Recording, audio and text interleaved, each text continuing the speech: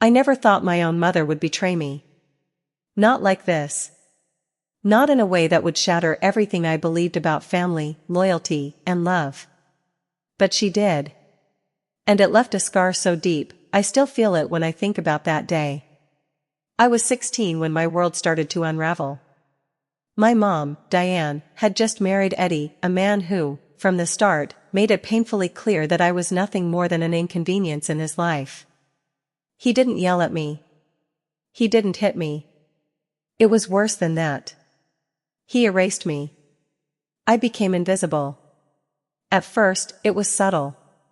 When he moved in, he greeted me like anyone would. A polite hey here and there, a few questions about school, the kind of small talk you have with someone you know you'll be seeing a lot. I thought we were okay.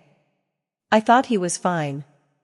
But then, almost overnight, something changed. He stopped talking to me, completely. I'd walk into the kitchen while he was pouring coffee, and he wouldn't even glance up. I'd say good morning, and it was like my words never left my mouth. I thought it was in my head at first. Maybe he was just having a rough week, right? But it wasn't just a week. It turned into months.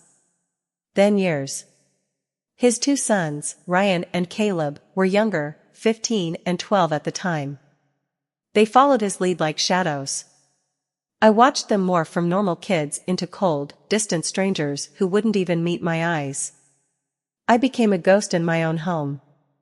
And through it all, I stayed quiet. Because I loved my mom. Because she loved Eddie. Because she had sacrificed so much for me, or at least, that's what she reminded me of every time I brought up how hurt I was. You know how many opportunities one passed up so I could stay in this city for you, she would say. You know how many good men I turned away because they didn't want a kid? I knew. She made sure I knew. The weight of her sacrifices pressed down on me every single day. I carried that guilt like a second skin, so I swallowed my feelings. I told myself I could handle it. It was just a few weeks every month, right? The other weeks, I lived with my dad, my safe place. My refuge. But that summer, when everything crumbled, I was staying with my mom. I was already feeling raw. I'd had a falling out with my friends from school, and I was spending most days alone in my room, trying to distract myself with my phone or zoning out with TV. Every evening, I would listen to the sounds of them, Eddie, his boys, and my mom, laughing, joking, talking.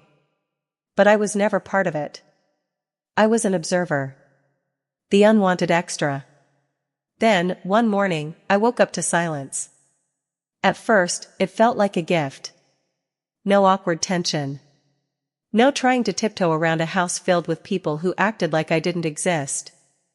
But after an hour, then two, I realized something was wrong. I walked through the house, room by room. Empty. No keys on the hook. No cars in the driveway. I called my mom, heart racing, part of me thinking maybe something bad had happened. "Oh, we're on a trip," she said, so casually it felt like a slap to the face. "Just for a few days. Can you watch the house?" A trip. A family trip. Without me. I stood there, gripping the phone, trying to make sense of it. I wasn't just forgotten. I was excluded. Intentionally. My mom, the woman who gave birth to me, who told me I was the most important thing in her life, had packed her bags with her new family and left me behind. And she didn't even think it was worth mentioning. I tried to respond, but my voice cracked. "You didn't think to tell me?" She sighed, impatient. "Taylor, it's not a big deal. We'll be back soon." But it was a big deal. It was the biggest deal. Something inside me broke. That tiny voice that had been telling me to hold on, to wait it out, to put up with it for her sake, went quiet. I packed my bag that day. I didn't care what she thought. I called my dad, asked if I could come early, and he said yes without hesitation. I left the keys under a potted plant by the door, like Mom always did when she was out, and I walked away from that house. I thought I was just escaping for a little while, getting some air, finding my balance. But what I didn't know was that I had just set off a chain reaction that would destroy everything. My relationship with my mother. Her marriage. Our family. And everything I thought was safe. That decision, to choose myself for once, was the beginning of the end. Have you ever felt completely blindsided by someone you trusted? Comment 111 if you know that pain. Growing up, my life was like walking a tightrope between two worlds, two homes, two parents, two entirely different realities. My dad, Mark, was the steady ground beneath my feet. He was practical, protective, and unwavering. There was a calmness about him, the kind that made you feel safe, even when life felt uncertain. When I was at his house, everything had a rhythm. He had routines. We had movie nights on Fridays, homemade pancakes on Sundays. He asked about my day, every single day, because he genuinely wanted to know. His love was quiet but constant. My mom, Diane, was different. She was warmth and chaos wrapped into one. She loved big. She felt everything deeply. She was the kind of woman who could light up a room with her laugh but would also cry if a commercial about puppies came on TV. She was all emotion, all the time. And I adored her. But she also made sure I knew, every single chance she got, that her love had come with a price. You know how many men I had to turn away because they didn't want a kid, she'd say casually over dinner. I gave up my career so I could stay in this city, so you could be near your father. You know that, right? I had offers in New York, San Francisco. I could have done anything. But I stayed. For you. At first, I felt special. Like I was worth all those sacrifices. But as I got older, those words started to feel heavier. They stopped sounding like love and started feeling like a bill I could never pay back. Every time I disappointed her, every time I asked for something, every time I needed her, I felt the weight of what she had given up. I started to believe that I owed her. When Eddie came into our lives, I was 16. My mom had been alone for a while, and I think part of me was happy for her. She deserved to be loved. She deserved someone to share her life with. So, I welcomed him. I was polite. I smiled. I asked him about his work, his kids, his life. I made an effort. Because that's what you do when you love someone, you try to make them happy. And, for a little while, things seemed okay. He was polite back. Nothing warm, nothing overly friendly, but fine. Until, suddenly, he wasn't. It happened so fast that, at first, I thought I imagined it. One day, he just stopped speaking to me. I would say good morning, and he would walk past me like I wasn't there. I'd come home from school, and he'd be on the couch with his two sons, Ryan and Caleb, laughing about something, and the moment I entered the room, it was like I'd stepped into a vacuum. Silence. They wouldn't even look at me. I thought maybe I had done something. Maybe I'd said something wrong. Maybe I had accidentally offended him. I asked my mom, and she brushed it off like it was nothing. He's just adjusting, she said. Don't be difficult, Taylor. You know he's had a hard time since his wife passed. He's not good with teenagers. So, I tried harder. I was polite. I gave him space. I stayed out of the way. But the harder I tried, the colder he got. And his sons, they followed his lead like they had been trained for it. Ryan, the older one, was a little more subtle about it. He would avoid eye contact, keep his conversations with his dad just a little quieter when I was around. Caleb, though. Caleb made sure I knew. He would stare straight through me, this little smirk on his face, like he enjoyed watching me squirm. I'd walk into the kitchen, and they would all be standing there talking. The moment I stepped in, the conversation would stop. Not slowly, like, immediately. The silence would hit so hard it was almost deafening. They would shuffle around me, like I was a piece of furniture in their way. I was 16, and I was invisible in my own home. Every month, I would brace myself for the time I had to spend at my mom's house. It felt like serving a sentence.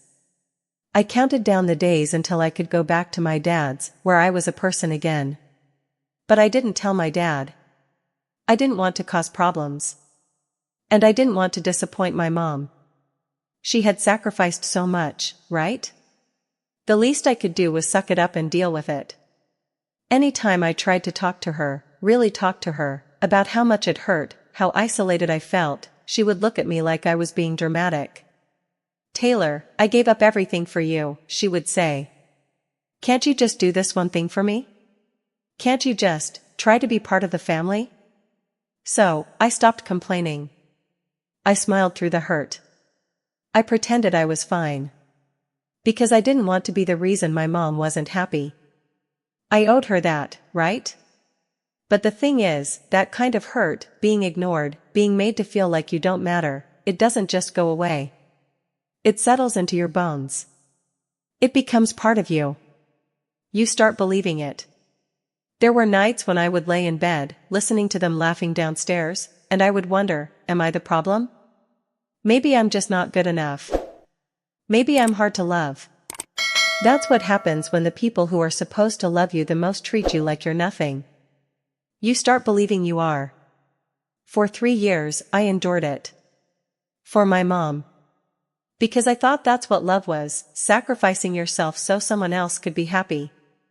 And every month, when I went back to my dad's, I felt like I could finally breathe again. But that peace only lasted a few weeks before it was time to go back. Until the day they left.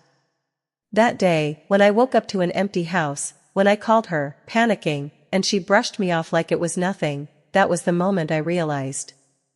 I didn't matter to her as much as I thought I did. Not really. Not compared to them.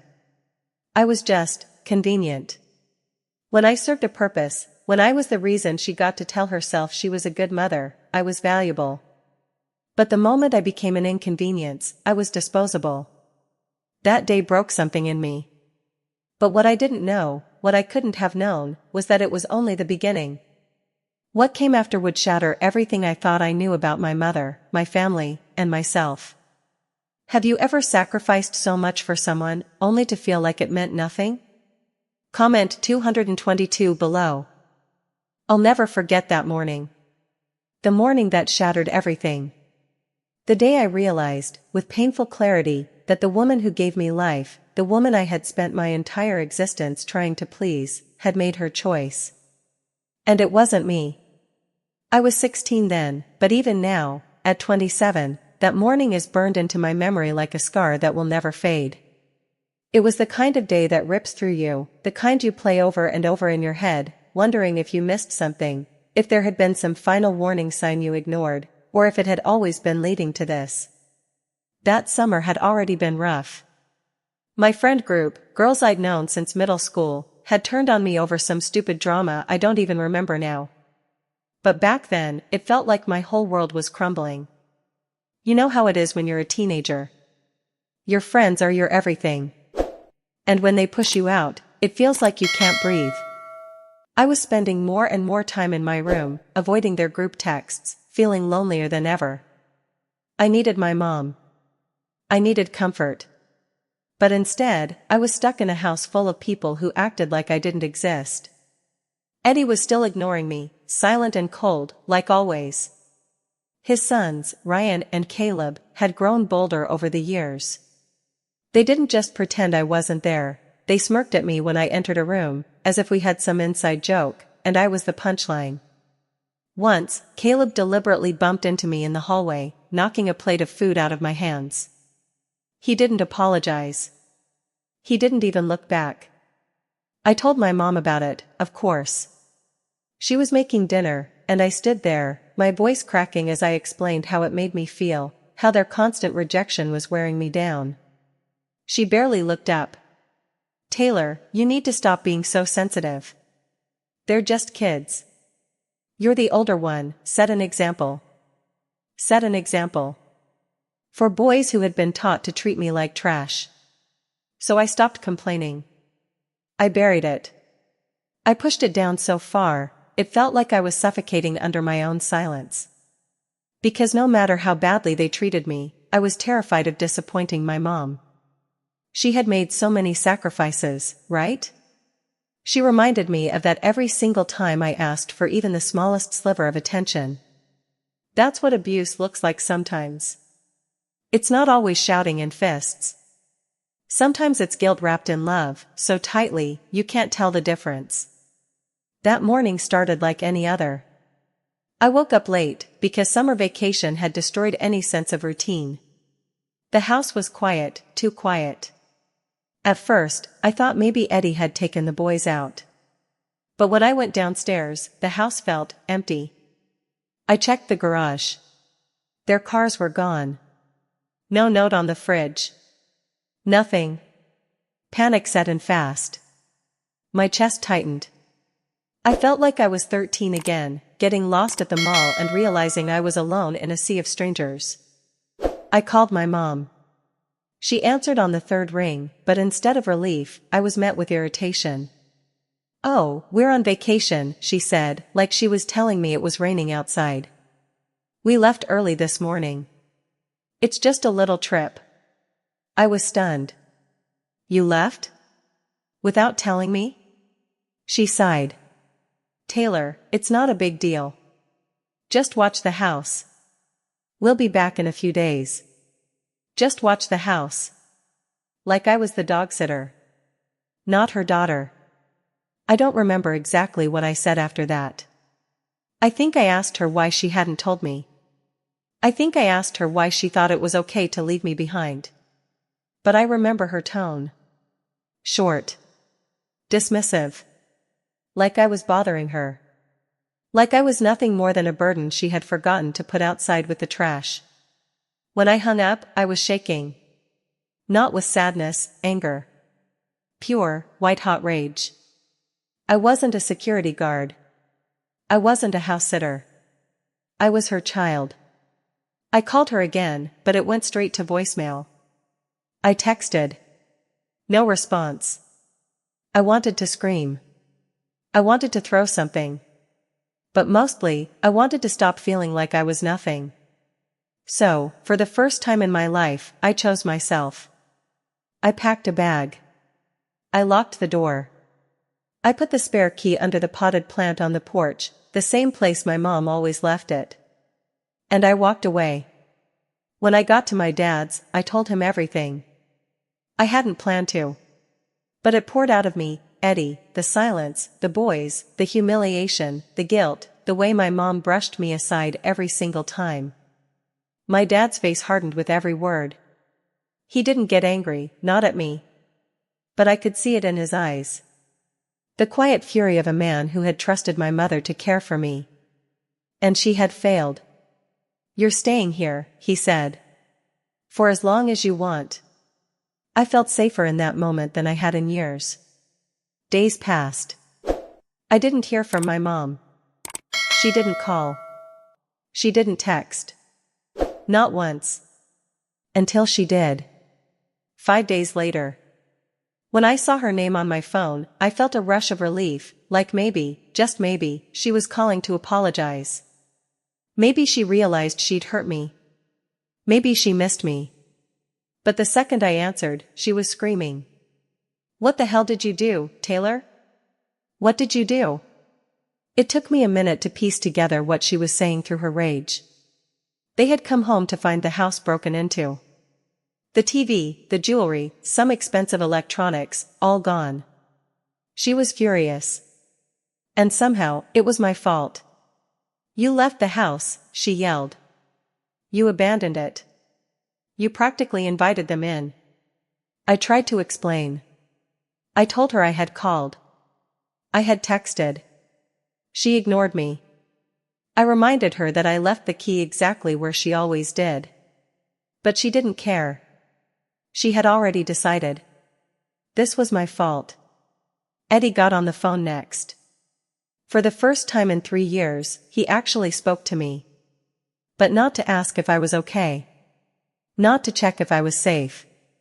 He called me selfish. He called me irresponsible. He called me a burden. "You've ruined us," he said. "I knew you would." That was it. That was the moment I broke. All those years of swallowing my pain, holding my tongue, enduring their coldness, it all came flooding out. "I'm done," I said. "I'm done with all of you." And I meant it. I hung up. And for the first time in my life, I didn't feel guilty. I felt free. Broken, but free. Looking back now, I know that was the moment I started to reclaim my power. But at the time, it felt like I had lost everything. What would you have done in my shoes? Comment 333 and let me know.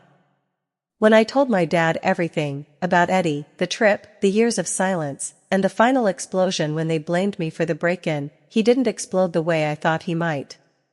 He didn't curse, or call my mom names, or march over to her house, demanding answers. He just sat there. Listening. His jaw tight, his knuckles pale as he gripped his coffee mug. When I finished, my voice cracking from the weight of it all, he looked me dead in the eye and said 6 words that changed everything. "I'm getting you out of there." It was the first time in years that I felt like someone was on my side. I had grown so used to being invisible, to being treated like I didn't matter, that his words, his certainty, made me feel seen again. Safe. But safety was a fragile thing. Because the fallout was worse than I ever could have imagined. The calls from my mom started the next day. At first, it was guilt. Her voice was soft, wounded. "Taylor, I know you were upset, but you overreacted. We're family. We need to fix this. You need to come back and apologize to Eddie. You know he's sensitive." I held my ground. "No, Mom. I'm staying with Dad." That's when the sweetness curdled into bitterness. Her voice sharpened. "Don't be selfish, Taylor. You're being immature. You think your father can protect you from this forever? You're making everything worse." Every day, it was something new. She'd leave voicemails when I stopped answering. Long, emotional rants about how I was tearing the family apart. How I was choosing sides. How I owed her better than this after everything she'd done for me. And then there was Eddie. The man who had ignored me for 3 years suddenly had plenty to say. The first time he called, I didn't even recognize the number. When I answered, his voice, cold, sharp, slithered through the line.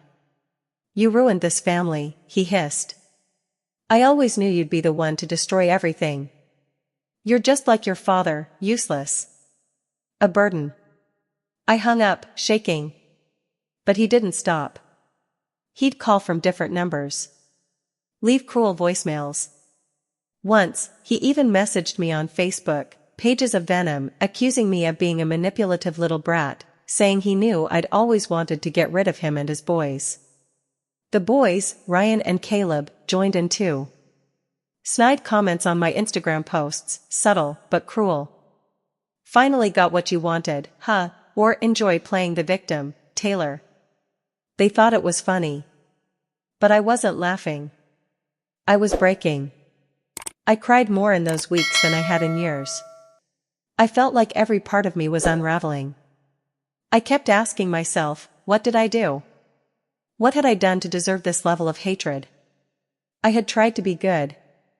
I had stayed quiet. I had made myself small for them. And still, it wasn't enough. One night, after yet another voicemail from my mom saying that she couldn't sleep because she was so worried about me, I broke down in front of my dad. I told him I felt like I was losing my mind. That maybe I was the problem. Maybe I was the difficult one. Maybe I had been blind to my own faults. My dad took a deep breath, and for the first time I saw anger flash in his eyes. But it wasn't directed at me. "We're going to get to the bottom of this," he said.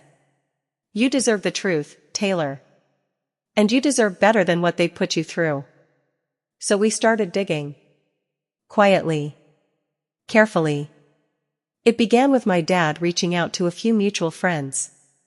People who had known my mom before Eddie. People who had seen the way things changed after he came into her life. What we found didn't just shock me, it shattered me. Apparently, when my mom and Eddie had first started dating, he had wanted to move in quickly. He had his 2 sons, but he also had his mother, an older woman who was very sick and needed round-the-clock care. He asked my mom if he could bring his mother to live with us, so he could be closer while still raising his kids. My mom said no. She told him she wasn't ready for that kind of responsibility. She didn't want to care for a sick woman on top of everything else. But instead of owning her feelings, being honest, she blamed me. She told Eddie that I was the reason she didn't want his mother there. She spun this elaborate story about how I had acted out every time she dated someone.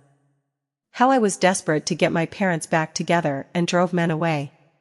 She told him I had called his mother a burden and his sons goblins. She painted me as this manipulative, cruel teenager who would destroy their relationship if he wasn't careful. It was all a lie. Every word of it. But Eddie believed her. Of course he did. I had been nothing but polite to him, but that didn't matter.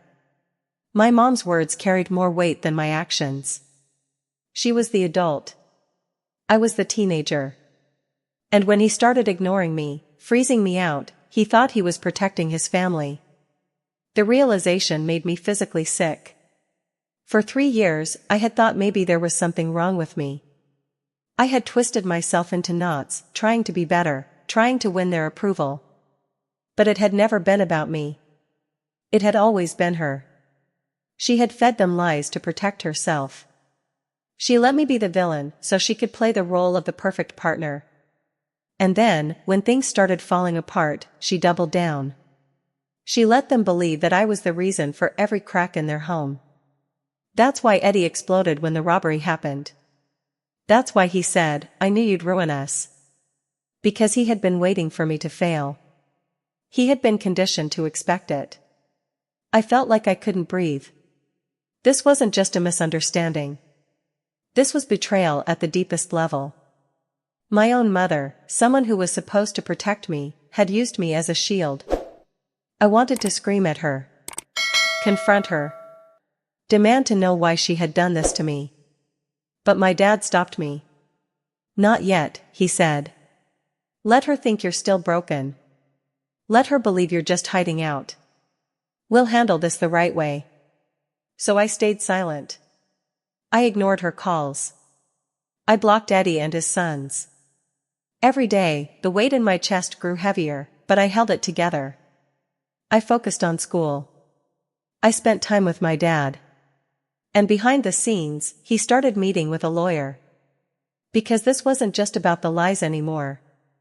This was about custody. This was about my future. My dad wanted to make sure I never had to set foot in that house again. He wanted to free me from her control, for good. So I waited. I smiled when I needed to. I played the part of the dutiful, wounded daughter. But inside, I was planning. I was reclaiming my power, piece by piece. Have you ever had to stay silent while planning your next move? Comment 444 if you know that feeling. The day everything unraveled for my mother was both devastating and deeply satisfying. Even now, at 22, I can still feel the rush of that moment, the moment the lies, the manipulation, the years of silent suffering finally snapped back on her like a trap she had set for someone else. Except this time, she was the one caught. It all started when my dad officially filed for custody. He wasn't playing around anymore. He had always been the patient one, the mediator, the let's keep it civil type. But when he realized just how deeply my mom had betrayed me, how she had used me as a pawn to craft her perfect little life with Eddie, something shifted in him. He was done. I remember sitting beside him as he handed over the paperwork to his lawyer. There was this quiet finality to it, like he was sealing off a part of our past and locking the door. It wasn't anger driving him, it was protection. He was fighting for me, for my future. And for the first time, I didn't feel like a burden. I felt like someone worth fighting for. My mother found out soon after. She called, crying. The kind of desperate, breathless sobbing that once would have made me crumble. "Taylor, please. We can fix this. Don't do this to me."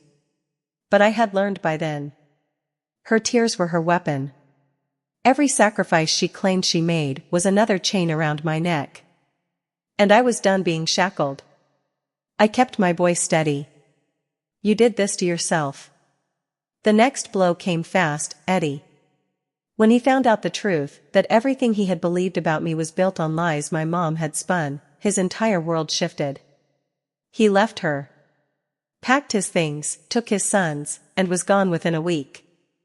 The house that had once been so full of voices that excluded me, full of laughter that didn't include me, was suddenly empty. She called me after he left. This time, there was no anger. Just panic.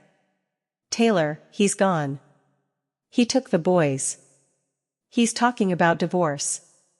Please, you have to talk to him. Tell him you didn't mean for this to happen. I almost laughed. Me? Fix this? After everything? I didn't gloat. I didn't scream at her. I just let the silence hang until she hung up. That silence was louder than any words I could have said.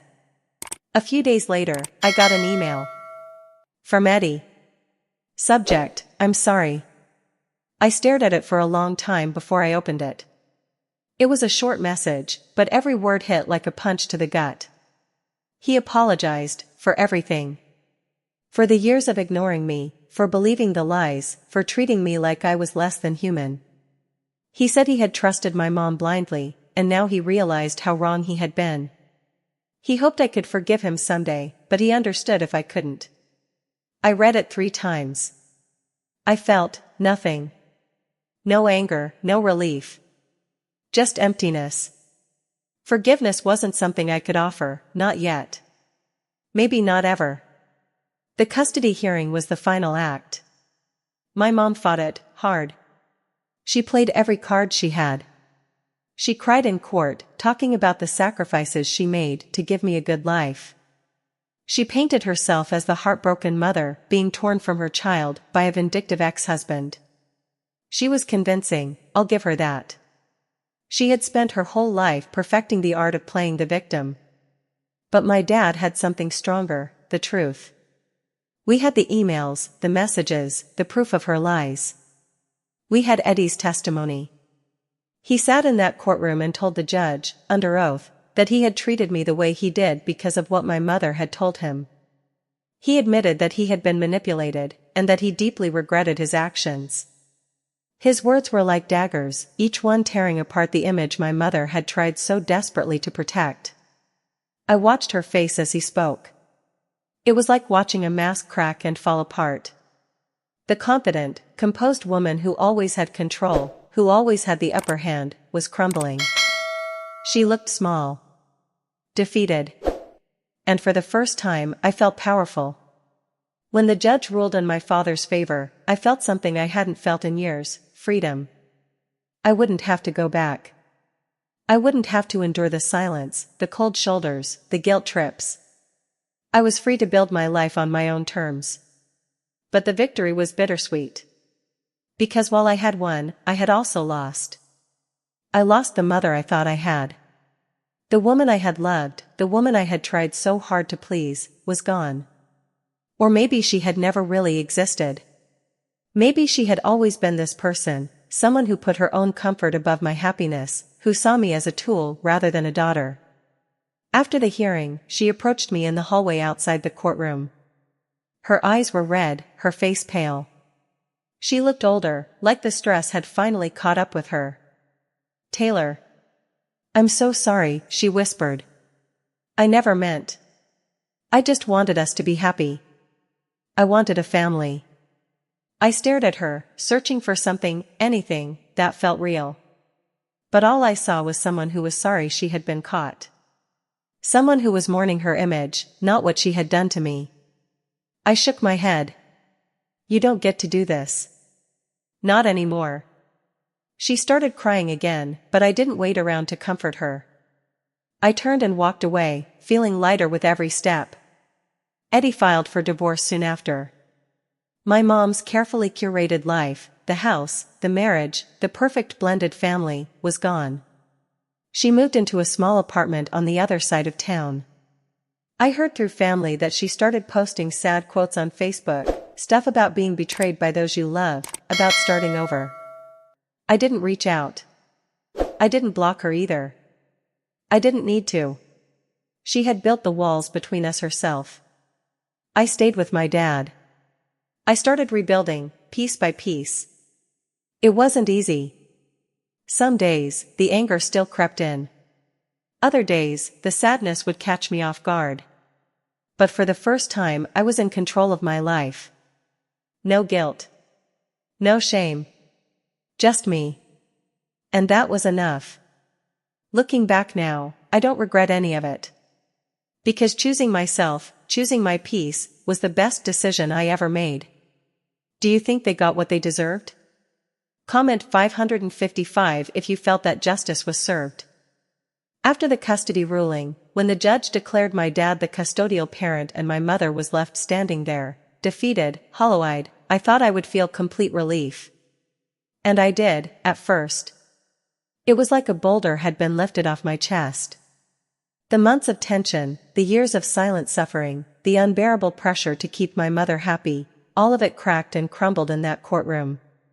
But what no one tells you is that freedom, after living so long in emotional captivity, can feel overwhelming.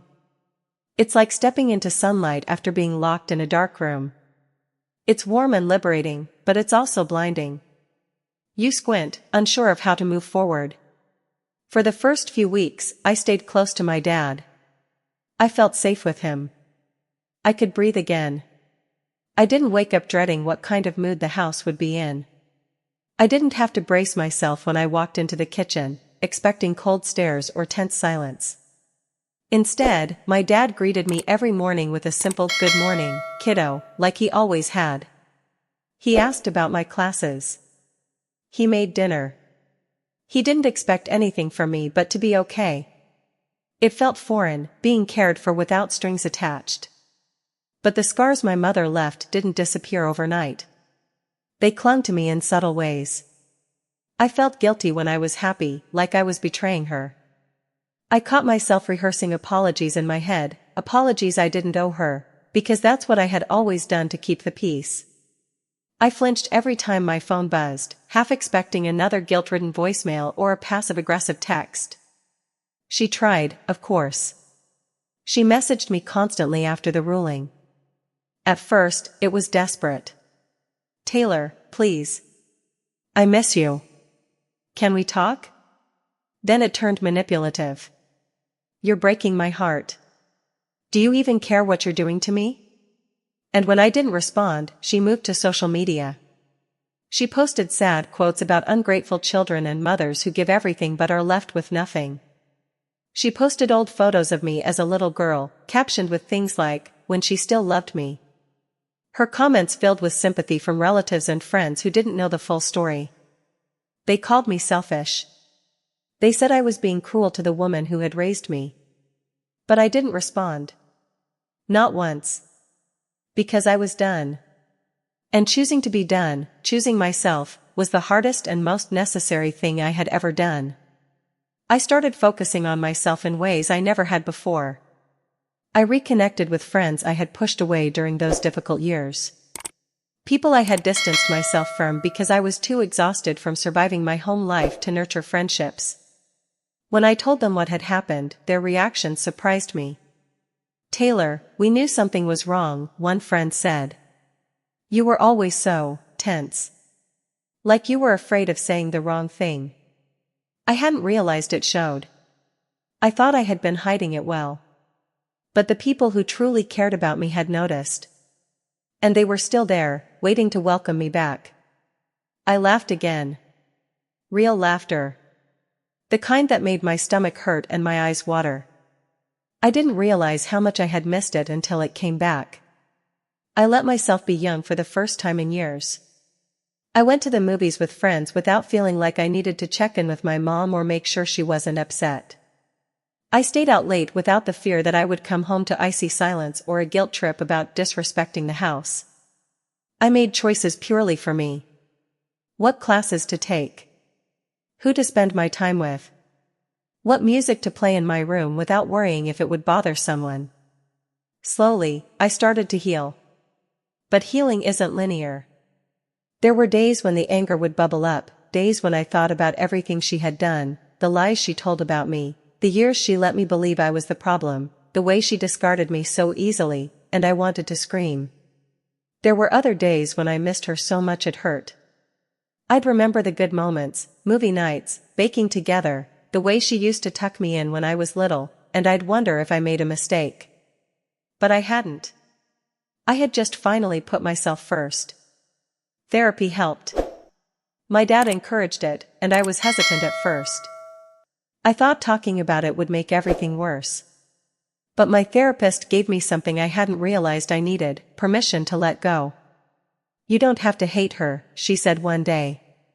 But you don't have to let her hurt you anymore, either. That stuck with me. It's possible to grieve someone who is still alive. It's possible to love the person they were, or the person you thought they were, while accepting that they may never be who you need them to be. Eventually, the calls slowed. The texts became fewer. Her social media posts continued, but I stopped checking them. She became background noise in my life, there, but not intrusive. And that was when I truly felt free. I built something new. I built myself. Stronger, wiser, more certain of what I deserved. I realized that family isn't about blood. It's about love. Real love. The kind that doesn't ask for repayment. The kind that doesn't manipulate or guilt you into compliance. My dad showed me that. My friends showed me that. And, most importantly, I finally started showing that to myself. I used to think choosing myself was selfish. That was the lie my mother planted deep inside me. But I know better now. Choosing yourself is survival. It's self-respect. It's what allows you to become the person you were always meant to be. I still carry the pain. I probably always will. But now, it's a part of my story, not the whole story. It's a scar, not a wound. And every day, I wake up in a home filled with warmth and laughter, surrounded by people who see me, really see me. I know I made the right choice. Because I chose me. Have you ever had to walk away from someone you love to protect yourself? Comment 666 if you've made that choice. And share your story in the comments below. You're not alone. For a long time, I thought family was everything. I thought that no matter what, the people who raised you, the ones who share your blood, would always choose you. I believed that love, real love, meant sacrifice. That it meant bending until you broke if it made someone else happy. But I was wrong. What I learned, the hard way, is that love without respect is not love at all. It's control. It's manipulation wrapped in guilt. It's being told that you owe someone your happiness simply because they gave you life. I spent years trying to be enough for my mother. I believed that if I was quiet enough, kind enough, small enough, I could finally deserve her love. But all that did was teach me to shrink myself, to erase my needs and silence my voice so she could feel comfortable. And that's not love. Love is being seen, truly seen, for who you are, and being accepted without conditions. Love is someone standing beside you, not because you paid for it with your silence or your pain, but because they want to. Love is knowing that you matter, just as you are. I didn't understand that when I was 16. I didn't understand it even when I was walking away from her house for the last time. But I understand it now. Choosing yourself isn't selfish. It's survival. Sometimes, the hardest battles are the ones you fight against the people you thought would protect you. Sometimes, the people who are supposed to love you the most are the ones who hurt you the deepest. And the hardest thing you'll ever do is walk away from them, not because you stopped loving them, but because you finally started loving yourself. I won't lie and tell you it was easy. It wasn't. There are still days when I miss the version of my mother I thought she was, the one who laughed with me in the kitchen, who held me when I was sick, who told me bedtime stories when I was little. But I know now that I was holding on to an idea of her, not the reality.